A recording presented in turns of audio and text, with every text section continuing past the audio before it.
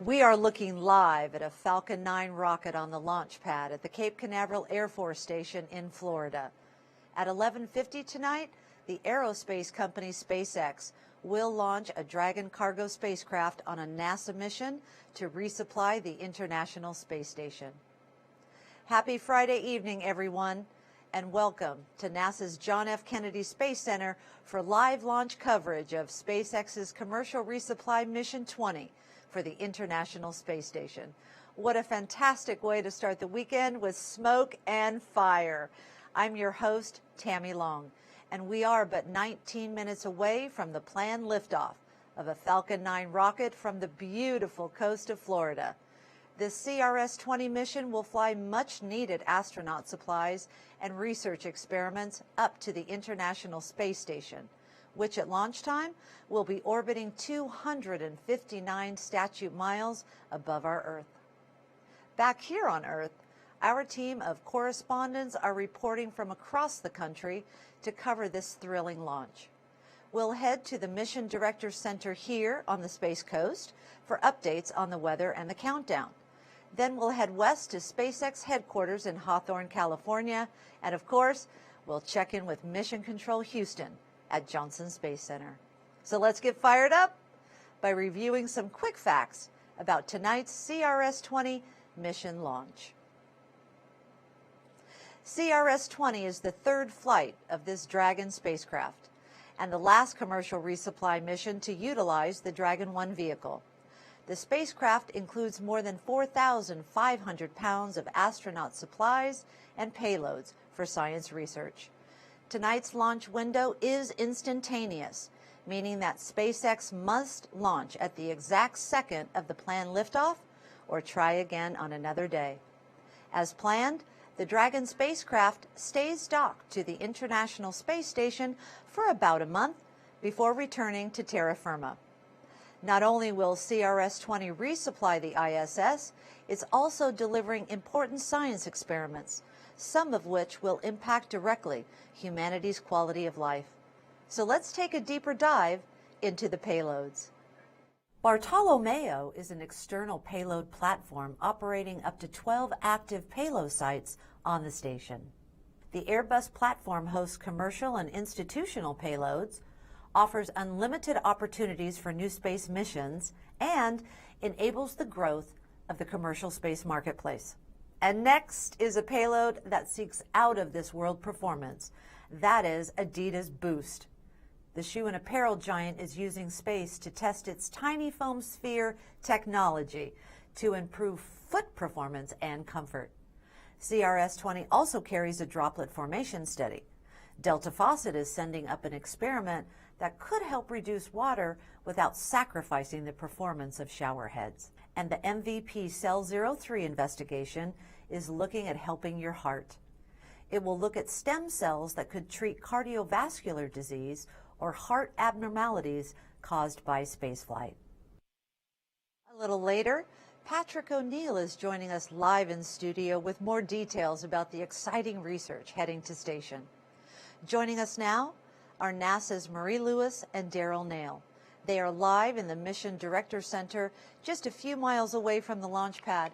Hi, Marie. Hi, Daryl. What's the latest?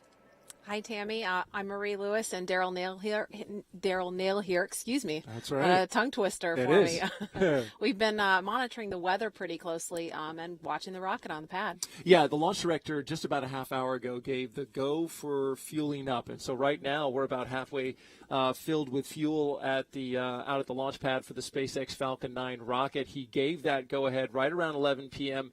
This evening, and we are set, of course, for a liftoff at 11:50 and 31 seconds Eastern Time. We are T-minus 15 minutes and 54 seconds and counting. And so the rocket looking good here. Of course, they had to make some adjustments, Marie, in order to make this happen. That's right. We were actually originally scheduled to go at the beginning of this week, but then during those pre-flight inspections, SpaceX found a valve motor on the second stage engine wasn't performing or wasn't behaving quite as expected. So in order to be on the safe side, they decided to just swap that out with another second stage that was already here on the Cape and ready for flight. So that's passed all pre-flight inspections. And so technically, we haven't had any showstoppers shoppers, it sounds like the real area of threat right now is the weather, right? It really is, and that's something that they've been watching throughout the evening. And one of the particular areas of concerns is liftoff winds. And as you're looking at the picture there of the cargo Dragon, we want to move now to the satellite view of the weather. And as you can see off to the right-hand side of the screen, that's a cold front that pushed off to the east, and it brought in lower temperatures. But because it was a low-pressure system followed by a high-pressure system to the north, we have a gusty wind situation on the ground. We've been moving air about 25 to 30 miles per hour around the launch site. There is a small craft warning advisory in the area put out by the local weather service. So winds are going pretty good. It all sums up to this, though. We're looking right now at basically a probability of violation of 60% for CRS 20. The winds, as I mentioned, between 25 and 30 knots. The temperature has come down quite a bit, down to 56 degrees.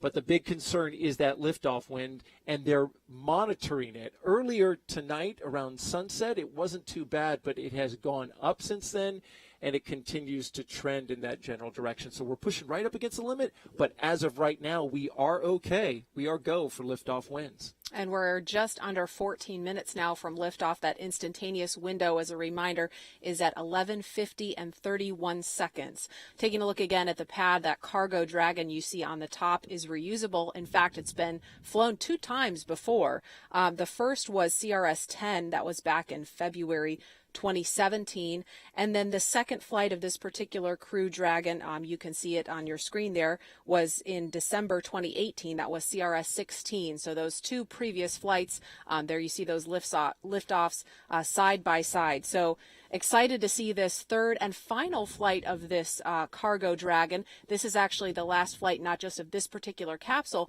but the final flight of the first version of the cargo Dragon. So big moment tonight if they're able to see liftoff here and the weather cooperates. Yeah, and hopefully that will happen. But we will continue to monitor the situation. As you look at the rocket there, you can see about how much has been fueled to the liquid oxygen, because that's where you see that gaseous oxygen coming off the first stage. So far we're looking good, but of course we're going to continue to monitor the situation. Until then, though, we'll toss it back to the studio to Tammy. Thanks, Marie and Daryl. We'll check back a little later. Right now, we are T-minus 12 minutes and counting. Let's check in with SpaceX headquarters in Hawthorne, California, where the Falcon 9 rocket and Crew Dragon were designed and built. Shiva Bharadwaj is joining us live. Hello, California. Tell us about the history of Dragon. Yeah, thanks, Tammy. Now, today's mission is SpaceX's 5th launch of 2020, and it also marks the last flight of the first version of our Dragon vehicle, which we've been operating for 9 years now. Dragon made its debut in 2012 as the first private spacecraft in history to visit the International Space Station, and since then it's actually made 20 trips to and from the National Lab. Today, it's one of the few vehicles that can deliver significant cargo to the station and the only vehicle that can deliver cargo from it. Now, SpaceX is under contract with NASA for a total of 26 cargo resupply missions, and starting with CRS-21, we'll be flying an upgraded version of the Dragon spacecraft that'll also be capable of flying people.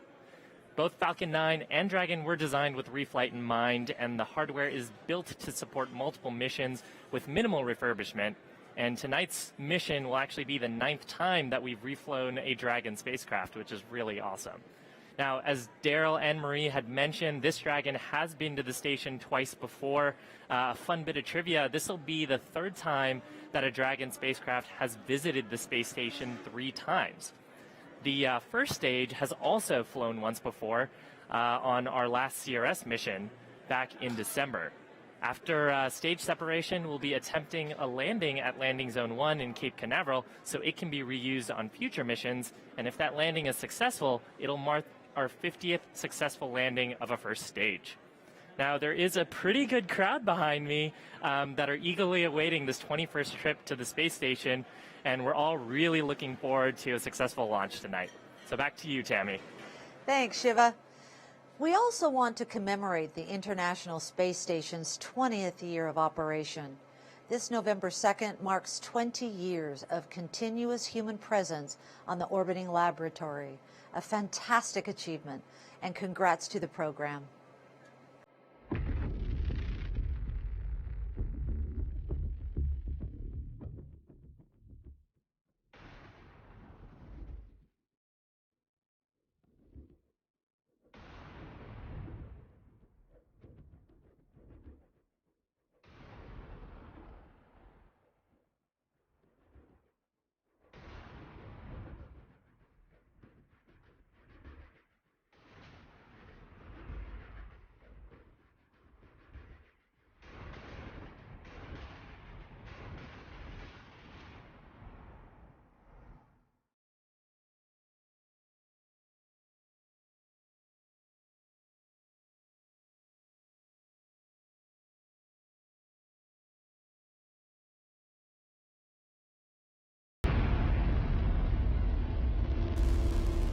Liftoff of today's rocket from Launch Complex 40 is timed right down to the very second.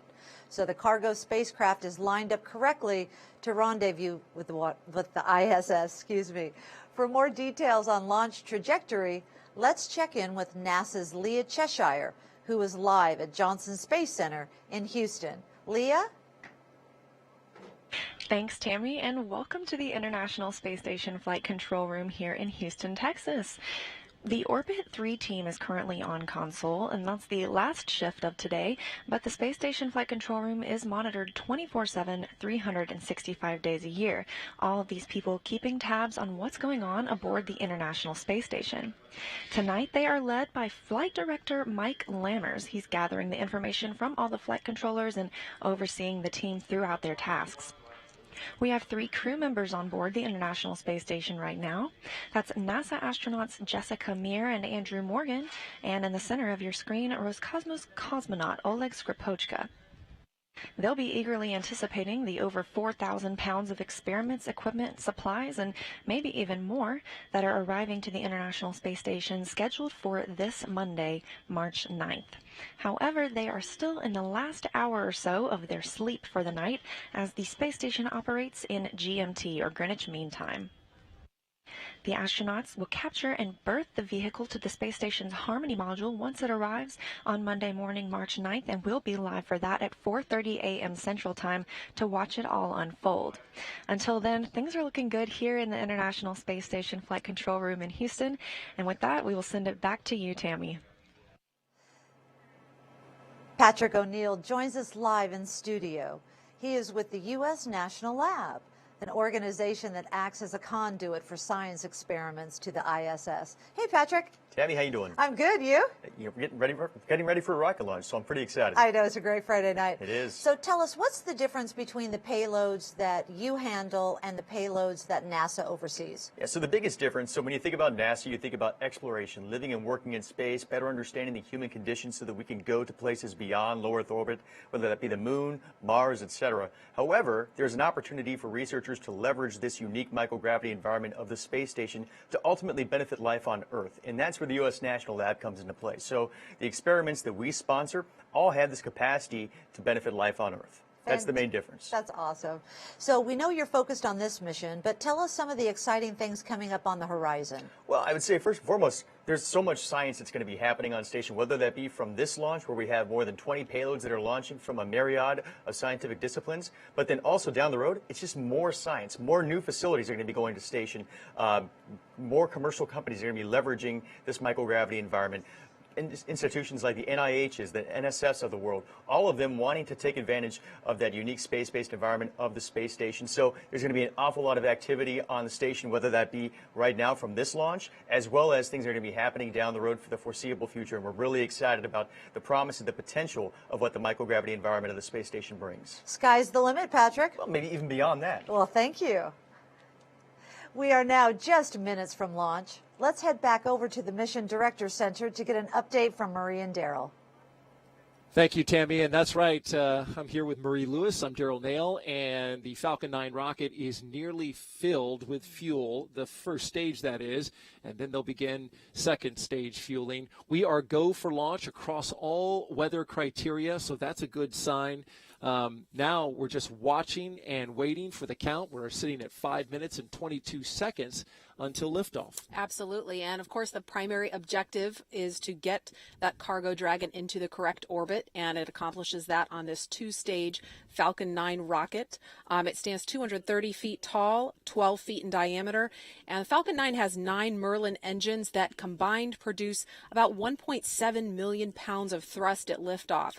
And then after that point, the second stage takes over and gets its own Merlin 1D vacuum engine producing another 210,000 pounds of thrust and the vacuum of space to push Dragon into its correct orbit. So that's the really cool part about how it gets Dragon up to space station. But there's some really cool stuff happening in the meantime back here closer to Earth. Yeah, absolutely. Right now, you're looking at that shot. You can see the Dragon capsule at the top of the rocket. It actually has two International Space Station badges on it because it's been to space, as you've heard throughout the broadcast. It's been to the International Space Station twice, and this will be its third time. So it's got a couple markings up there on the capsule at the very top.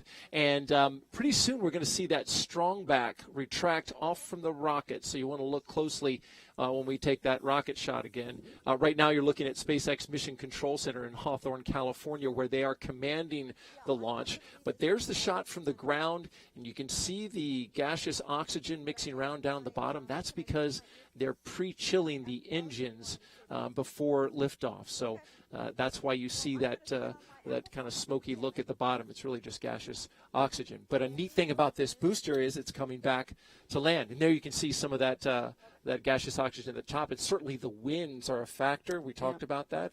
We're go for winds, but it kind of shows you how the wind's coming across that rocket. Yep, and it looked like we started to just see that strong back just tip back ever so slightly in preparation for launch because we're inside of 3.5 minutes now. But after liftoff, about 6 minutes after liftoff, we should see the beginning of the booster starting to return back to land. And it's going to be pretty interesting because they've never, this will be the highest winds they've ever landed, that booster, and if it goes well. Right. They were clocking winds between 20 and 25 miles per hour at the landing site, LZ-1.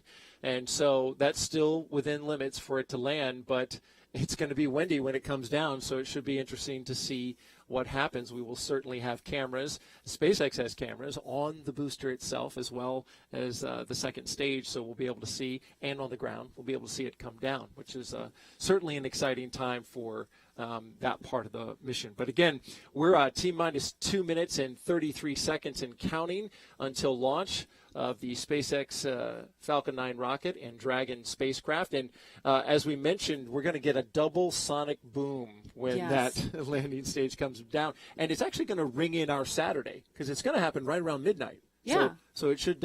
We got to celebrate the weekend somehow, right? I mean, we're right. working on Friday night. Let's start it with a bang. Well, we got a rocket launch. That's pretty exciting. But as we get closer, of course, Marie, this will be your first launch countdown, which we're looking forward to. It will. You'll count us on into the liftoff, which is an exciting personal accomplishment, your first ever. Yeah, and an honor to do it on the last flight of Dragon 1. Absolutely. Going to retire Dragon 1. And no decision on what the future holds for that spacecraft, but they're moving on to Dragon 2.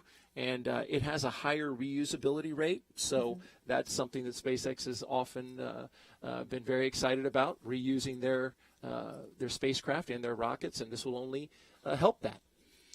So T-minus 1 minute and 28 seconds and counting.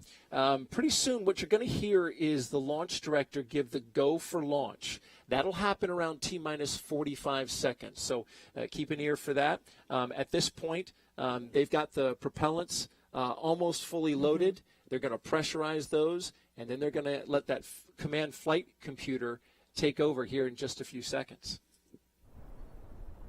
So we should hear that go for launch in just about 15 seconds. Dragon is in startup.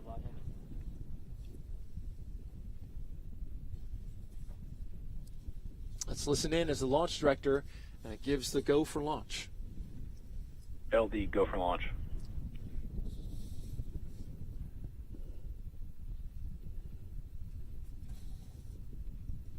So there you heard it.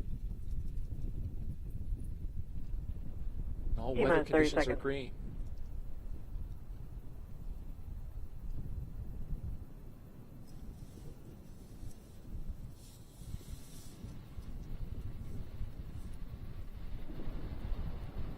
T-minus 15 seconds.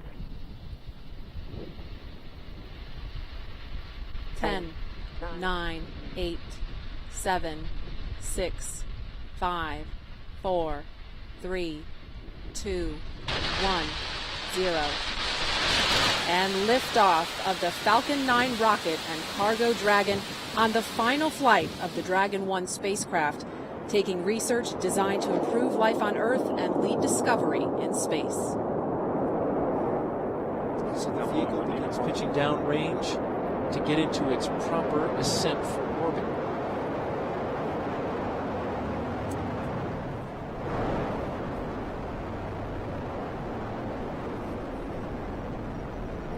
Falcon 9 is looking good.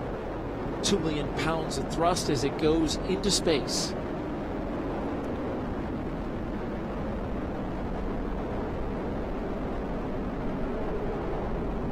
Coming up in just a few seconds, it will experience its maximum amount of force on the rocket. That'll happen at 1 minute and 18 seconds.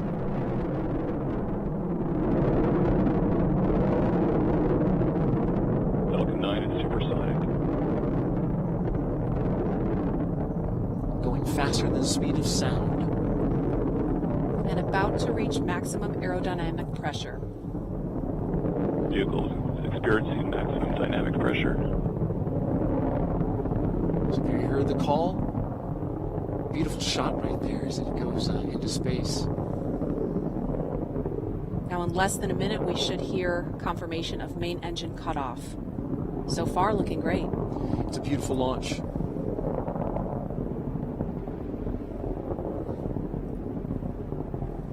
Now, there will be a rapid succession of events coming up in just a bit. As Marie noted, we'll have the first stage, main engine cutoff. It'll be followed by a separation, and then that second stage will start. And that'll all happen within a matter of 10 seconds or so.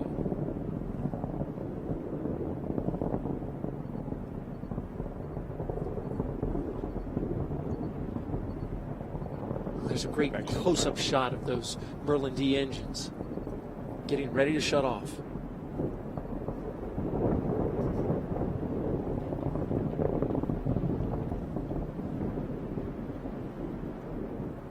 And there they go. Stage separation confirmed. All right, the first stage is loose, and it is now falling back to Earth.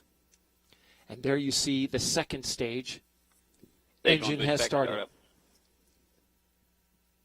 Another 210,000 pounds of thrust, propelling Dragon into orbit.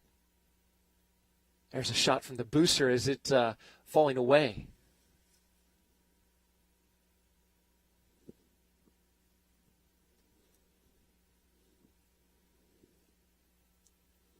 So far, everything with regards to this flight is looking nominal, which means it's performing as expected. You see the split screen there on your right-hand side. You have the second stage engine. On the left-hand side, the booster. And just briefly, I believe we saw part of the nose cone coming out. And again, the booster is headed back towards Cape Canaveral Air Force Station, where they are going to attempt to land this booster at landing zone 1 here. That first stage entry burn begins in about 3 minutes now for that booster. And here we're looking again at the second stage engine propelling Dragon towards orbit. Vehicle is on a nominal trajectory.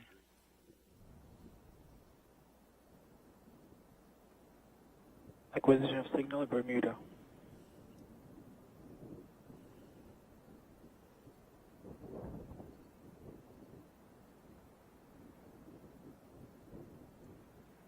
So we were really watching closely, listening closely to the weather reports tonight, but so far, all things nominal. Yeah, it had no problem with the winds down on the ground, lifted off right through there. No No issues at all. The first stage conducted its burn, and now that first stage is falling back to Earth, and the second stage is carrying Dragon onwards to get into that orbit to meet up with the International Space Station.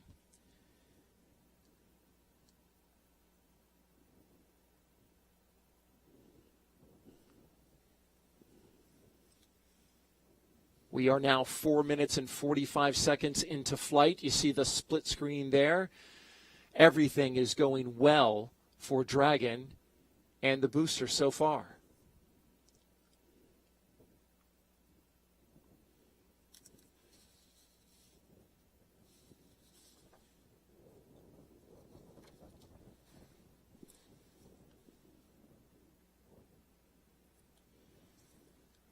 Coming up in just about a minute, we'll get the first stage entry burn will begin. This burn will allow it to slow down the booster and get it into position so that it can land. And I think we heard Shiva say earlier, if they do this landing successfully, it will be the 50th landing of a SpaceX booster, that's a big number. They've gotten really consistent at being able to land these boosters. But it'll be interesting because we know we've got 20 to 25 mile per hour winds. Elon Musk, CEO of SpaceX, tweeting it'll be the greatest winds that this booster has faced. So it'll be interesting to see what happens. This, as you look at the second stage burning there, Dragon is expected to rendezvous with the International Space Station right around Monday evening.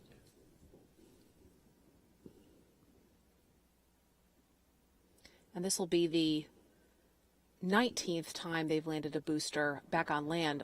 The rest of those landings have been on their drone ship, one of their 2 drone ships out at sea.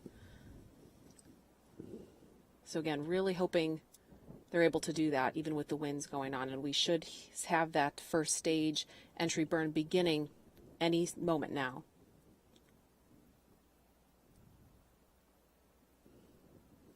And for those who are gathered locally, make sure you keep an ear out for the double sonic boom when the booster comes back and breaks the speed of sound. There you can see that burn, that entry burn has begun. On the left-hand side of your screen, you can see the grid fins are out for the first stage booster, and down it comes. Stage 1 entry burn shut down. And so they shut down that entry burn. Everything looking great so far.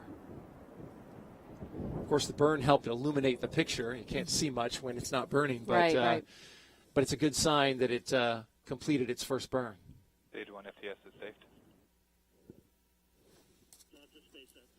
All right, that's going to wrap up our coverage for this portion of the mission. Thanks for joining us. We're now going to toss it over to Shiva at SpaceX headquarters in Hawthorne, California. Shiva?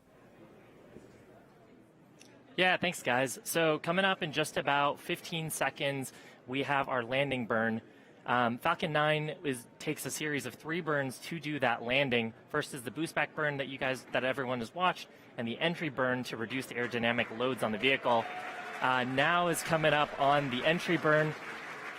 It looks like we have good ignition. This only lights up the center Merlin engine, and shortly after, the 4 landing legs will deploy. You can see on your screen that left-hand side, the grid fins. There's a beautiful shot of Falcon 9 as it's coming back towards landing zone 1. Keep an eye out here for landing leg deploy. I'm hearing a lot of cheers behind me. It sounds like we may have touched down. Beautiful, and that is confirmation. That is the 50th successful landing of a Falcon 9 first stage. Congratulations to the entire SpaceX team. Now, real quick here, and you can see this on your right-hand side, the second stage is going to have shutdown of its MVAC engine. So there's the call out. You can see SECO there. Expecting a call out on the net shortly. And shortly after, the guidance team will let us know if the second stage, and there's that call out for the nominal orbit insertion. So that means that we're ready for the next step, which is deployment of Dragon from the top of the second stage. Now, once Dragon deploys from the second stage, we'll actually get there's that camera view actually, looking up into Dragon's trunk. Dragon carries two types of cargo, pressurized and unpressurized cargo. Unpressurized cargo in the trunk portion and pressurized within the capsule. So shortly here we should have Dragon deploy. We'll hear that on the launch nets. Acquisition of signal Newfoundland.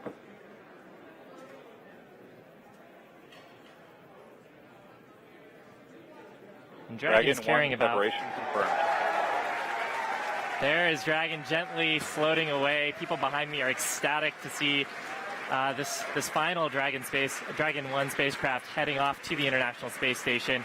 On the sides of Dragon, you can actually see the fairings that protect the solar arrays. Those solar arrays produce more than 5 kilowatts of power that help recharge Dragon as it makes its way towards the International Space Station. We're expecting the solar arrays to deploy around T+12 minutes. And why don't we check in with Leah at Johnson Space Center for coverage of the solar array deploy. Leah? Thanks, Shiva. A great launch, and of course, really exciting always to see that first stage landing. Congrats on the 50th one of those. We're seeing live views and got confirmation of the second stage separation. And if you looked inside Dragon's trunk, which you can kind of see now floating toward its destination of the space station, you might have gotten a glimpse of the Bartolomeo platform as an unpressurized payload.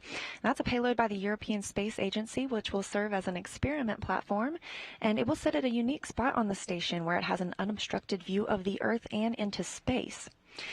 And as you mentioned, the next milestone for Dragon is the solar array deploy to occur at 12 minutes after launch, providing power to the spacecraft over its journey for the next 2 days.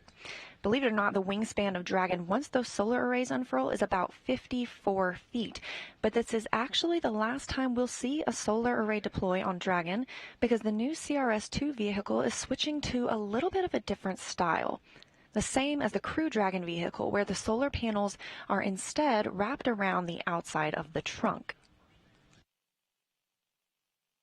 Upon its arrival to the space station, SpaceX Dragon will be the fourth vehicle parked, joining a Soyuz spacecraft, one Russian Progress resupply craft, and Northrop Grumman's Cygnus 13 spacecraft.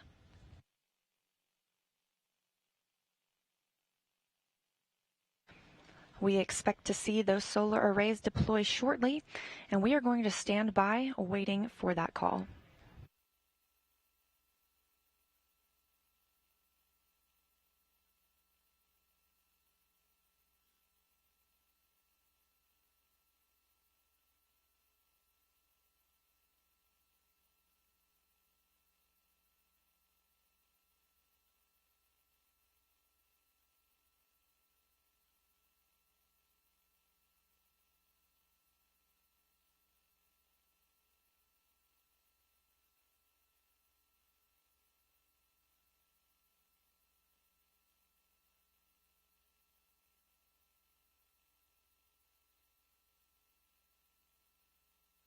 Dragon's propulsion system has successfully primed and all thrusters report ready for firing.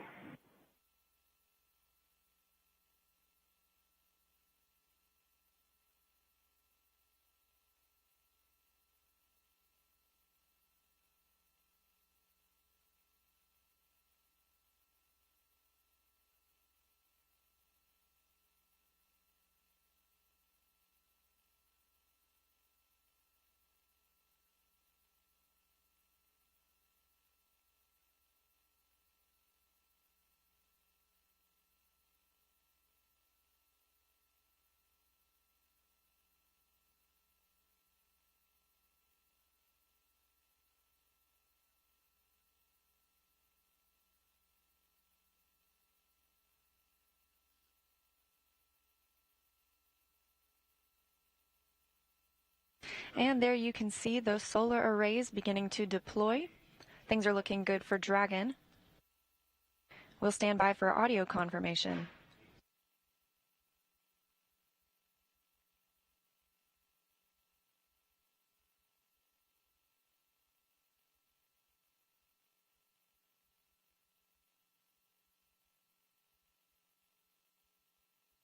Dragon's solar arrays have successfully deployed and are ready for activation. And there we have it. With the successful deployment of the solar arrays, Dragon will begin gathering energy from the sun on its two-day journey to the International Space Station. Once it reaches the space station on March 9th, astronaut Jessica Meir will enter the cupola of the International Space Station, that window area, where she'll have a great view to reach out and capture the spacecraft with the Canadarm2.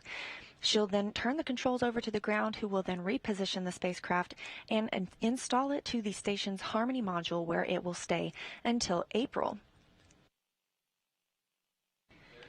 But before then, we are going to take a moment and talk with Kenny Todd, Operations and Integration Manager for the International Space Station. Thanks so much for joining us, Kenny. Yeah, it's my pleasure. Thanks for having me. So we mentioned this is the end of the CRS-1 contract. What can we look forward to with CRS-2? Well, with CRS-2, we learned a lot with this first 20 flights with SpaceX, and so we were able to step back when we went into the CRS-2 contract, take a look at those things, how to flow in some additional flexibility. So one of the things we'll have with CRS-2, we'll have a little bit more powered payload locker capability, and that'll help us with being able to put on more payloads. A lot of the science, the high value science we fly, is associated with some of our biological samples, and our ability to fly more of those allows us to support more users here on the ground with a lot of investigations in the biomedical area. So we're excited about that. Again, that's more science we can get to orbit to support those communities, and more science we can return to. In addition to that, one thing you'll notice if you've watched SpaceX Dragon launches and captures in the past is we won't be capturing anymore. They'll be docking, and again, that's an important capability as this same Dragon 2 spacecraft, the crewed version of that, also docks to the space station. So again, that's a significant change in the way we'll do our integrated operations between station and the Dragon. And finally, if you're familiar with the Dragon landings in the past, they've happened in the Pacific Ocean, and as a result of that, sometimes it takes 1, maybe 2 days for the boat to retrieve the Dragon and actually get it back to port and get some of our samples in the hands of these investigators. So with the Dragon 2 spacecraft, they're actually going to land in the Atlantic. So when they do that, they'll be a matter of hours from the port, and so that'll allow us to get this critical science back in the investigators' hands much quicker. So that's all pluses, and we're excited about moving them forward into the CRS-2 contract. Absolutely, definitely all things to be excited about moving forward and making things even better. So commercial resupply missions aren't the only thing we're working on with SpaceX. We are also preparing to launch crews from American soil for the first time on American rockets since 2011. Can you talk a little bit about how these commercial resupply missions have paved the way for those crewed missions? Sure. SpaceX, when we set up the CRS-1 contract with them, the first thing they had to learn to do was how to build a spacecraft and how to certify it and how to get it into low Earth orbit and get it back on the ground again. And so the very first contract was huge in helping them to establish that confidence that they could get their spacecraft, get it turned back around, and get it on orbit and get it back home again. And so getting in that cadence is very important. Additionally, just learning how to operate, being an operations team, just like here in Mission Control in Houston, they had to stand up their own operations team, and so that's a very important capability that they're able to carry over as they step up to the crewed missions. So the ability just to know that they can do this job, they have the experience that they built on with all these cargo missions, and so while it's a totally different vehicle, there are a lot of similarities. There are a lot of the same components that are carrying over into that spacecraft, and they can do some with some level of confidence that they're going to be ready to go. And once Dragon arrives Monday morning, there will be 3 crew members on the International Space Station. Can you tell us a little bit about what station operations are going to look like with a new vehicle, all of the science and experiments and supplies to unload, and our 3 crew members? Sure. It'll be a bit of a sprint for the next 4 weeks or so. I tell all the crews before they launch that especially the new folks who haven't been there before, when you get a Dragon on board, it is about a 4-week sprint from beginning to end. But with the recrew, it's even a little bit more of a situation where they're having to manage themselves. We're having to help manage the schedules for them and make sure that we don't, tire them out too much, and so that they're ready to do all of the things necessary for that particular mission. But anyway, this particular mission, towards the end of it, we'll also start to flow in some of our return activities for Jessica and Drew. So about the first week of April or so, things are going to get really dynamic as we look to wrap up this particular mission, plus get ready for Jessica and Drew to come home. The new Soyuz with Chris Cassidy will be arriving in that same time frame, so it'll be a busy place at station, and so we're looking forward to it. But at the same time, we're going to have to keep our eye on the ball and make sure the crews stay rested and able to get the work done that they need to get done. And they always seem to. So the Bartolomeo facility also launched on this Dragon spacecraft. What does that mean for future station research opportunities? Oh, it's fantastic. We only have so many sites external to the station that we can put science and research on, and it's a competitive resource. And so our European colleagues, they're stepping out into the commercial market with this launch of this platform, and so we're excited about it from an overall station partnership perspective, because it brings capability to the station. But we're also excited for our European colleagues, because again, they're interested in continuing this growth into this commercial low Earth orbit economy that we're all trying to grow as a spacefaring nations, part of the International Space Station. So this we think is going to be a great thing for everybody out there who is interested in getting access to low Earth orbit, especially on the external platform that's on station, and this just adds to that capability. So it's again all around good for the partnership, and it's certainly good for our ESA colleagues. An all-around good launch and great views we had tonight. Thank you so much for joining us, Kenny. Yeah, it's my pleasure. We are now expecting Dragon to arrive to the International Space Station Monday morning, very early, and you can join us live at 4:30 a.m. Central Time for the arrival of Dragon. As Kenny mentioned, it will be the last time that Dragon needs to be grappled and berthed to the International Space Station. In the future, it will dock. So join us for that last bit of mission coverage for Dragon. With all of that, we will toss it back to Tammy at Kennedy Space Center. Everything looking good here in Mission Control, Houston. Thanks, Leah. Shiva, out in California, you guys look pretty excited. Can you tell us a little bit about how the launch went tonight? We heard a lot of screaming. Yeah, actually, there's probably still a good 50 people out here. Maybe there were about 100 or 200 earlier. And, we had a beautiful on-time launch tonight at about 11:50 Eastern that just lit up the Florida East Coast. It launched from Space Launch Complex 40 this evening. And, this was our 21st launch to the International Space Station and our 9th launch ever with a flight-proven Dragon. So this was also our final CRS mission using the first version of Dragon. And beginning with CRS 21, we are going to be flying an upgraded version of the spacecraft that will be capable of flying people aboard.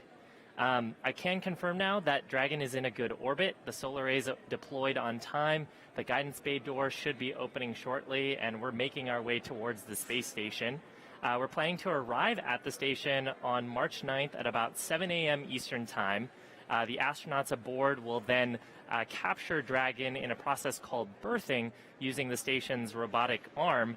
And then once Dragon is safely docked to the International Space Station, they'll unload the about 4,500 pounds of cargo and crew supplies and scientific payloads that are aboard the spacecraft. Dragon's going to spend about 4 weeks at the space station before it comes back to Earth. And, all in all, a successful day for Dragon. Awesome day for Falcon 2. This was our 50th recovery of a first stage. So really just a fantastic mission for the entire SpaceX team.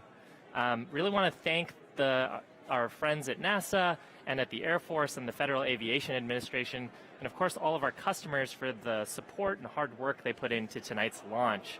And a big congratulations to both the SpaceX and NASA teams that developed and supported the first version of Dragon.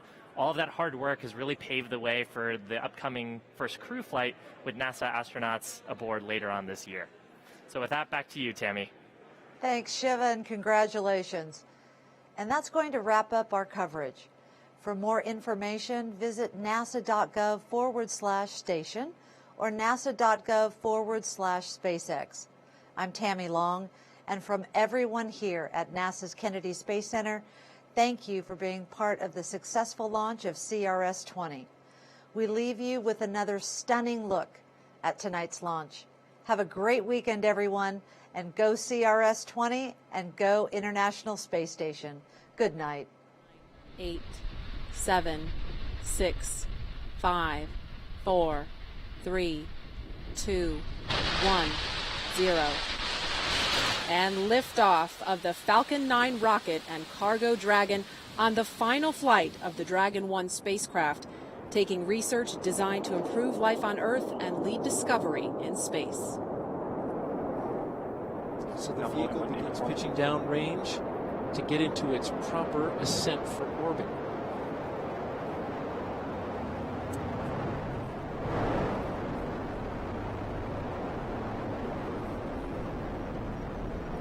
Falcon 9 is looking good. 2 million pounds of thrust as it goes into space.